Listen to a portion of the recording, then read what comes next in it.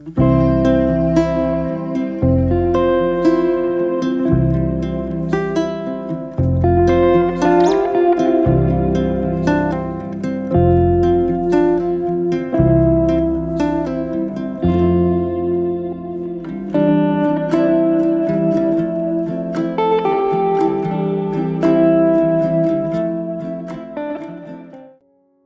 রাধে বন্ধুরা, সুপ্রভাত সকলকে। কেমন আছো তোমরা সবাই? আমাদের গল্পকথার নতুন আরও একটি সুন্দর ব্লগে তোমাদের সকলকে জানাই স্বাগতম। আশা করছি সকলে খুব ভালো আছো, সুস্থ আছো, আর আমরাও বেশ ভালো আছি।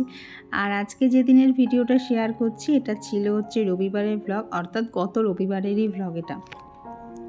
তো রবিবার মানেই তো তোমরা জানো একটু লেট করে ওঠা হয়, তবে জানো তো আজকে লেটটা একটু বেশি হয়ে গেছে, উঠতে উঠতে প্রায় 8:20 মতো হয়ে গেছে।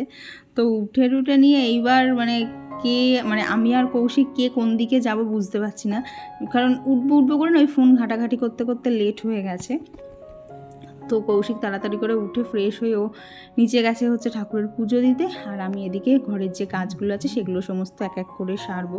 আর জানো তো মাঝে তো তোমাদেরকে দেখাচ্ছিলাম আমাদের এদিকে প্রায় বৃষ্টি হচ্ছে, আর এখন কয়েকদিন ধরে না মেঘলা রোদ এই রকম চলছে, বৃষ্টির তো কোনো দেখা নেই। আর যেহেতু এরকম মেঘলা রোদ হয়ে থাকছে না, এত গরম লাগছে, সে মানে ফ্যানের থেকে দূরে গেলেই যেন ঘাম হচ্ছে, এইরকম একটা বিশ্রী গরম লাগছে। তো দেখলাম রোদ এখনও সেরকম উঠিনি, তো তার আগেই সমস্ত কাজগুলোকে সেরে নেই। ভাবো 8:30 বাজতে গেল, এখনও সেইভাবে রোদ ওঠেনি। রোদ উঠেছিল উঠতে ওই 9:30 10টা বেজে গেছিলো। তো অনেক দিন হলো বেড কভারটাকে চেঞ্জ করা হয়নি, তো আজকে চেঞ্জ করে দেবো। সেরকম একটা নোংরা হয়নি, কিন্তু দেখবে একই বেড কভার না অনেক দিন ধরে পেতে রাখলে না ঘরটা বড্ড একঘেয়ে লাগে। তখন মনে হয় থাক, যা অল্প নোংরা হয়েছে সেরকমই আর কি কেচে ওই পুরনো চাদরটাকে তুলে একটা নতুন বেড কভার পেতে দিই। আর যেদিনকেই আমি বিছানার চাদর চেঞ্জ করি তোমরা তো জানোই আমি খাটের চারপাশটা ভালো করে মুছে নিই। আসলে কি বলো তো, কাঠের জিনিস দেখতেও সুন্দর লাগে, আর তাতে যদি ডিজাইন করা থাকে তাহলে তো আরও সুন্দর লাগে। কিন্তু পরবর্তীকালে সেই ডিজাইনগুলোকে একদম খুঁটিয়ে পরিষ্কার করা ভীষণ টাফ হয়ে দাঁড়ায়। আর যদি পরিষ্কার করা না হয় না, সেই কর্নারগুলো আর কি ডিজাইনের কোনায় যখন ময়লা জমে না, দেখতে খুব বাজে লাগে। আর তখন সেই জায়গাগুলো যেন বড্ড অপ্রয়োজনীয় লাগে, মনে হয় কতক্ষণে পরিষ্কার করব। তো যার জন্যে সেই চিন্তা ভাবনা থেকেই বলতে পারো যেদিনকেই বেড কভার চেঞ্জ করি সেদিনকেই খাটের চারপাশটা মুছে নেই। আর এইদিকে এই যে সানফ্লাওয়ার স্টিক রাখা থাকে, তারপরে তার ফ্লাওয়ার ভাসটা সম্পূর্ণটা মুছে নিই। ওটা তো দেখতেই পাও একদম জানলার কোনায় থাকে, সেরকম একটা যে ওকে নিয়ে নাড়াচাড়া করা হয় তাও না, তা সত্ত্বেও ওটাতে এত পরিমাণ ধুলো জমে না। যখনই পরিষ্কার করতে যাই দেখি সানফ্লাওয়ারের না এই যে সবুজ পাতাগুলো, ওগুলোর ওপর দেখি বেশ মোটা করে একটা ধুলোর আস্তরণ পড়ে গেছে। তো ওদিকে চাদরটা তুলে নিয়ে এসে না আগে এদিকে ভাবলাম কাচতে বসিয়ে দিই, কারণ রবিবারে তো বেশি কাছাকাছি থাকে, 2বার করে মেশিন চালাতে হয়। তো একবারেরটা শুকাবে, তারপরে তো আবার অন্যবারেরটা দেবো। তো সেই জন্যে একবারে এখানে কাচতে বসিয়েই দিচ্ছি। আর এত জামা কাপড় না প্রথমে বুঝতে পারিনি, একবার ভেতরে সার্ফ দেওয়া হয়ে গেছে, তারপরে আবার বাইরে মনে হলো যেন সার্ফ একটু কম দেওয়া হয়ে গেছে। তো সেই জন্যে বাইরে আবার বেশ খানিকটা দিয়ে দিয়েছি। আর জানো তো এরকম করে দেওয়ার ফলে না মনে হয় যেন জামা কাপড়গুলো একটু বেশিই ভালো করে পরিষ্কার হচ্ছে। তো ওদিকে কাচতে দিয়ে এদিকে চলে এসেছি এখন বেড কভারটাকে পেতে নেব, কারণ যতক্ষণ না বিছানা গোছানো না হয় না, দেখবে ঘরের মধ্যে যতই কাজ করা হোক না কেন কাজটাকে যেন চোখে পড়ে না। তো এদিকে এখন আমি বসে করছি আমার সব থেকে বলতে পারো বিরক্তের কাজ, সেটা হচ্ছে বালিশের কভার পরানো। আমার একদম ভালো লাগে না, বড্ড যেন অসহ্য লাগে। তো কি করা যাবে, অনেক কাজই তো ভালো লাগে না, কিন্তু সব কাজই তো কম বেশি আমাদের সবাইকেই করতে হয়। তো চলো এদিকে ঘরের টুকটাক কাজগুলো করতে করতে তোমাদের সাথে বেশ কিছু কমেন্ট শেয়ার করে নিই, কারণ কৌশিক চলে যাচ্ছে বাজারে আসলেই রান্না বান্না, তখন আর কমেন্টগুলো ঠিকঠাক করে শেয়ারই করা হবে না। তো আমার গত ভিডিওতে অর্পিতা চক্রবর্তী আইডি থেকে একজন দিদিভাই কমেন্ট করেছো যে একটা ভিডিওতে দেখেছিলে যে আমি দাদার শার্টগুলো আয়রন করছি, তাহলে যখন আয়রন আছে বা করতে পারি তাহলে জামাকাপড় কেন খাটের নিচে রেখে টান করি। এটা সম্পূর্ণ বলতে পারো আমার ফাঁকিবাজি। আর সত্যি কথা বলতে রিসেন্টলি প্রচণ্ড কোমরের যন্ত্রণায় নিচু হয়ে না আয়রন করতে একদম ধৈর্য থাকছে না। যতই হোক যখন আয়রন করতে যাই সময়টা একটুখানি বেশি লাগে, তারপর ধরো ফ্যানটাকে অফ করে রাখতে হচ্ছে, সমস্ত কিছু দিয়ে না আয়রন করার মধ্যে ধৈর্য শক্তি আমি সত্যি কথা বলতে হারিয়ে ফেলেছি। ওই টান করে হাতে একটু টান করে নিয়ে বিছানার নিচে দিয়ে দেই, তাতেই দেখি ভালো আয়রন হয়ে যায়। তো এই হচ্ছে ব্যাপার। আর আয়রন করা বলতে পারো এখনও করি, সেটা সম্পূর্ণরূপে আমার মুডের ওপর ডিপেন্ড করে। যদিও মুড হয় তাহলে আয়রন বের করে আয়রন করি, নাহলে বিছানার নিচেই দিয়ে দিই। আসলে দেখবে অনেক সময় না কাজ করতে ইচ্ছা করলেও শরীরটা সাথ দেয় না। তো এখন কয়েকদিন ধরে আমার এই রকমই চলছে, ভালোই লাগছে না কাজ করতে, কিন্তু কি করব, না করলে সমস্ত সংসারের কাজ তো উল্টে পড়ে থাকবে। তো ইচ্ছা না থাকলেও টেনে টেনে হলেও সমস্ত কাজই কম বেশি দেরি হলেও করতে হচ্ছে। তো যার জন্য বলতে পারো এখন আর আয়রনটাকে আমি বার করছি না। দেখো এখনও দেখতে পাবে, ওই দেখো আনলার নিচে যে শোকেসটা, ওইখানে শোকেসে দেখো আয়রনটাকে যত্ন সহকারে তোলা, মানে হাতের কাছে রয়েছে, তবু আমার বার করে করতে ইচ্ছা করছে না। তো এইটাই হচ্ছে ব্যাপার। তো আর গত ভিডিওতে কমেন্ট করেছিল মনে দেখা আইটি থেকে দিদিভাই, তো দিদিভাই কমেন্ট করেছো সুপার ভিডিও, থ্যাংক ইউ দিদি। আর সুরভিদি লিখেছো এই ক্রিম বানটা আমারও খুবই ভালো লাগে, আমি প্রায় সকালে খাই। তবে দিদি একটা কথা বলবো, সকালবেলা প্লিজ খেও না। আর হ্যাঁ, খালি পেটে তো নাই, কারণ যতই হোক ওটা তো আর কি মানে কি বলবো, ওটা তো ব্রাউন ব্রেড না, ওটা নর্মাল ময়দার তৈরি ব্রেড। তো সকালে যদি প্রায় খাও তাহলে কিন্তু গ্যাস অম্বলের সমস্যা হবে। হ্যাঁ, তোমার যদি খেতে ইচ্ছা করে কিছু একটুখানি খেয়ে নিয়ে তারপরে খাও, তাহলে অতটা অসুবিধা নেই। বাট একদম খালি পেটে যদি ওটা খাও না, পরে দেখবে গ্যাস অম্বলের সমস্যা হয়ে গেছে। আর গত ভিডিওতে কমেন্ট করেছিল সিঙ্গেল মাদার লাইফস্টাইল থেকে দিদিভাই। আর শিল্পী নন্দী দিদিভাই লিখেছো অনেক দিন পর ভিডিও দেখছি, কিছু মনে করো না দিদিভাই, আমার বর এসেছিল তাই পুরো সময়টা ওর সাথেই কাটালাম, আজ থেকে আবার ভিডিও দেখবো। ঠিক আছে গো, দেখো নিজের হাজব্যান্ডের সাথে যে পার্সোনাল মোমেন্টগুলো থাকে সেগুলোর মধ্যে আমার মনে হয় ওই সময়গুলো নিজেদের মতো কাটানোই ভালো। ভিডিও তো পরেও দেখা যাবে। আর তোমার কমেন্ট পড়ে যেটা মনে হলো, দাদা আর কি বাইরে কোথাও কাজ করে, তোমার সাথে সব সময় থাকতে পারে না, তো বলবো এতে রাগ করার কিছু নেই, বরং তুমি ভালোই করেছো, ওই সময়টুকু নিজেদের মধ্যে সময় কাটিয়েছো। আর কেয়াশা দিদিভাই লিখেছো আজকের ভিডিও দেখতে খুব ভালো লাগলো, থ্যাংক ইউ দিদি। আর সুচরিতা মণ্ডল দিদিভাই লিখেছো তোমার করবী ফুলের কালারটা খুব সুন্দর, থ্যাংক ইউ। তবে ক্রেডিটটা খানিকটা মাও পাবে, কারণ এই গাছটা আগে মার কাছে ছিল, তো মার কাছে দুখানা বড় বড় গাছ হয়ে গেছিলো, তো সেই জন্য আমি একটা নিয়ে চলে এসেছি। তবে গাছটাকে এত বড় করা, গাছটা কিনে আনা, তার পরিচর্যা করা সম্পূর্ণটা মাই করেছে। তো এইদিকে হচ্ছে পরের বারের কাছাকাছিটা বসিয়ে দিয়ে চলে এসেছি হচ্ছে ছাদে। আর ইদানিং করে জানো তো গাছগুলো সব রয়েছে, কিন্তু গাছে ফুল একদমই কম ফুটছে, মানে বলতে পারো ফুটছেই না, খুব রেয়ার একটা দুটো করে ফুল ফুটছে। আসলে ছাদের গাছগুলোর তো সেরকম আমি আর যত্ন করি না, মানে বলতে পারো করিই না। তো যার জন্য ওই বৃষ্টির জল পেয়ে পেয়ে যা একটু ফুল টুল হচ্ছে, মাঝে মধ্যে যদি ভালো লাগে তাহলে এসে করছি, একটু গাছের ডালপালাগুলো ছাঁটাই করছি।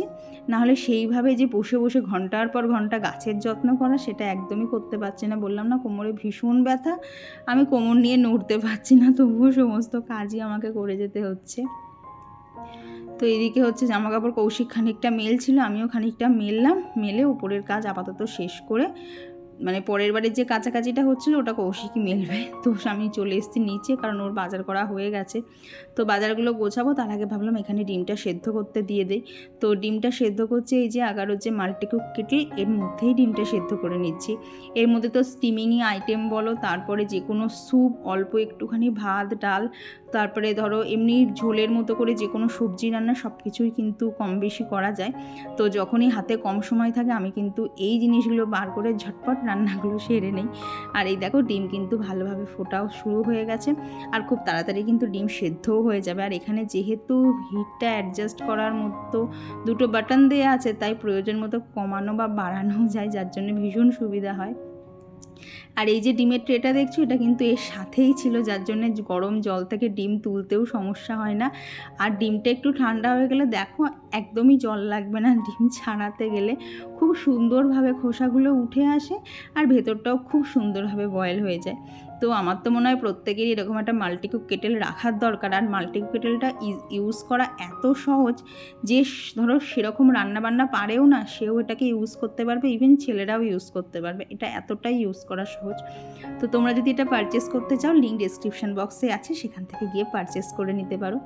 তো ওদিকে ডিম তো সেদ্ধ হয়ে গেছে, তো এদিকে একটুখানি মাছটা ধুচ্ছিলাম, দিয়ে ভাবলাম তাহলে বাজারটাও গুছিয়ে নেই, তাহলে এই দিকের কাজটা একটা বড় কাজ শেষ হয়ে যাবে। কারণ কৌশিক তো সারা সপ্তাহের বাজার একবারেই করে দেয়, তো বাজারগুলো ঠিকঠাক করে গুছিয়ে না রাখলে না হয় রান্না করার সময় খুঁজতে দেরি হবে, না হলে কোনো সবজি এদিক ওদিক হয়ে গেলে নষ্ট হবে। তো বাজার গোছানোটা আমি যদি নিজে হাতে করে না গোছাই না, আর কি যদি কৌশিক ঢুকিয়ে দেয় না, আমাকে পরে আবার খুঁজে খুঁজে রান্না করতে হয়। কিন্তু যদি আমি নিজে হাতে গোছাই তাহলে আমার মনে থাকে কোথায় কী রেখেছি, তখন আর খুঁজতে লাগে না। তো এদিকে ভেবেছিলাম ভেন্ডি রান্না করবো, কারণ অনেকটা ভেন্ডি এনেছে। তারপরে দেখি পটলগুলো এত সুন্দর তাজা তাজা না, তো ভাবলাম তাহলে আজকে একটুখানি দই পটলই করা যাক। দেখো কি বড় বড় আজকে পটল এনেছে। তো এদিকেও বেশ কিছু সবজিপত্র ছিল, তো সেগুলোকেই আর কি এদিক ওদিক করে রাখছিলাম, কারণ ওগুলো আজকে আর রান্না করবো না, ওগুলো পরের দিকে রান্না করব। তো মোটামুটি কন্টেনারের সবজিগুলো ভরা হয়ে গেছে, আর সেরকম আর কি ছোটোখাটো সবজি কিছু ছিল না, সব বড় বড় ছিল। তো এগুলো হচ্ছে মেন যে বড় বক্স সবজি, তো তার মধ্যেই ঢুকিয়ে দিয়েছি। আর এই দেখো এদিকে মাছ ধোয়া কমপ্লিট। তো আজকে দেখলাম কৌশিক একবারেই কাতলা মাছ নিয়ে চলে এসছে, আর সাথে এনেছিল হচ্ছে কাতলা মাছের ডিম। তো ডিমটা খানিকটা আজকে রান্না করবো, বাদ বাকিটা অন্যদিন করবো। আর কাতলা মাছটাও দুদিকে ভাগ করে নিয়েছি। তো ওই মানে যে ডিমটা দেখতে পাচ্ছ না একটা চৌকো বক্সের মধ্যে রাখা, সেটা দিয়ে তো তরকারি করবো। বাট আজকে যে ডিমটুকু বার করেছি সেটা দিয়ে ডিমের বড়া করবো না, করবো হচ্ছে ডিমের ঝুড়ি ভাজা। খেতে কিন্তু ভীষণ ভালো লাগে, মানে গরম ভাতে যদি একটু আগ পাতে খাওয়া যায় না, খুব ভালো লাগে খেতে। তো ভাবলাম অনেকটাই ডিম এনেছে, তো তার থেকে বেশ খানিকটা করাও যাবে। আসলে ডিমের ঝুড়ি ভাজার ব্যাপারটা না একদমই মাথায় ছিল না, তাহলে ওকে বলেই দিতাম একটু বেশি করেই এনো, কিন্তু ওই দেখলাম নিজে থেকে বেশি করে এনেছে। তো ভাবলাম তাহলে একটু মাছের ঝুড়ি ভাজাই করা যায়। তো এদিকে মোটামুটি বাজার গোছানো কমপ্লিট। এবার ঝটপট ব্রেকফাস্টটা রেডি করে নিয়ে খেয়ে নিয়ে তারপরে হচ্ছে রান্নায় হাত দেবো। তো আর আমার গত ভিডিওতে লোপামুদ্রাদি লিখেছে ভিডিও নিয়ে কোনো কথা হবে না, চিকেনটাও ফাটাফাটি দেখতে হয়েছে। সত্যি গো, ঘরের গাছগুলো খুব ভালো গ্রো করেছে, কি ভালো লাগছে। তাহলে বলো তুমি ভিডিওতে দেখে তোমার ভালো লাগে, তাহলে সামনাসামনি কতটা সুন্দর লাগে। আসলে সমস্ত সৌন্দর্য তো আর ক্যামেরায় বন্দি করা যায় না, কিছু কিছু নিজের চোখেও অনেকটা ভালো লাগে। তো বলতে পারো এই গাছগুলোকে নিয়েই আমি আছি, এদের মাঝে মধ্যে এত ভালো লাগে না কি বলবো। তো এদিকে চাউমিন রেডি হয়ে গেছে, তো খাওয়া দাওয়া করে বাপি কৌশিক ওরা ওদের কাজে ব্যস্ত, আমি চলে এসেছি তাড়াতাড়ি করে রান্নাটা করতে। আর আজকে যেন তো দই পটলটা একটু অন্যরকমভাবে করবো আর কি। দই পটলে যেভাবে গোটা গোটা পটল রাখি একটু মাঝখানটা চিড়ে, তো সেইভাবেই নুন হলুদ মাখিয়ে পটলটা রেখেছিলাম। তো সেটাকেই এখন তেলে দিয়ে ভাজতে বসিয়ে দিয়ে না এখানে দই পটলের মশলাটা করছি। তো দেখো প্রথমে মিক্সিং জারের মধ্যে নিয়ে নিয়েছি হচ্ছে দই, তারপর দিয়েছি হচ্ছে গোটা জিরে, একটু ধনের গুঁড়ো, সামান্য একটুখানি চিনি, আর দিয়েছি হচ্ছে বেশ অনেকটা পরিমাণে না সাদা তিল। এই সাদা তিল দেওয়ার পরে না দেখেছি যে কোনো গ্রেভি না টেস্ট তো বদলেই যায়, আর গ্রেভির ঘনত্বটাও খুব ভালো হয়। আসলে সবসময় তো কাজু বাদাম ব্যবহার করা সম্ভব না, ওর দামটা অনেকটাই বেশি, তবে সেই তুলনায় সাদা তিলের দামটা কম। আর কোনো একজন দিদিভাই আমাকে বলেছিলে সাদা তিল খেলে শরীরের অনেক উপকার হয়, অনেক ব্যথা ট্যাথাও কমে। তো আমি রান্নায় না এখন একটুখানি সাদা তেল মানে সাদা তিলটা ইউজ করার চেষ্টা করছি। তো এইদিকে দেখো পটলগুলো ভাজা হয়ে গেলে কড়াই কালো জিরে ফোড়ন দিয়ে যে মশলাটা করে রেখেছিলাম সেই মশলাটা দিয়ে পরিমাণ মতো নুন দিয়েছি, আর সামান্য একটুখানি কাশ্মীরি লঙ্কার গুঁড়ো দিয়ে মশলাটা ভালোভাবে কষিয়ে জল দিয়ে যে ভেজে রাখা পটলগুলো ছিল সেগুলো এর মধ্যে দিয়ে দিয়েছি। দেখবে দই পটল বলো দই ভেন্ডি নামটাও সুন্দর, আর সত্যি বলতে খাটনিটাও কম হয়, খুব তাড়াতাড়ি কিন্তু রান্না হয়ে যায়। তো এখানে 10 মিনিট মতো ঢাকা রেখে দিয়েছিলাম, তাতে পটলগুলো ভালোভাবে গলে গেছে। এদিকে আমার দই পটল একদম রেডি। আর দেখো কি সুন্দর গ্রেভিটা হয়েছে না। এতে যদি কাজু বাদামটা বা সাদা তেলটা যদি না দেওয়া হতো না এতটা ঘনত্বটা আসতো না, কিন্তু সাদা তেলটা দেওয়ার পরে বেশ সুন্দর ঘনত্ব এসেছিলো। তো তারপরে এখন এই যে মাছের ডিমের ঝুড়ি ভাজাটা করবো, তো তার জন্য না মাছের ডিমটা আগে সেদ্ধ করে একটু হাত দিয়ে ভেঙে নিয়েছিলাম।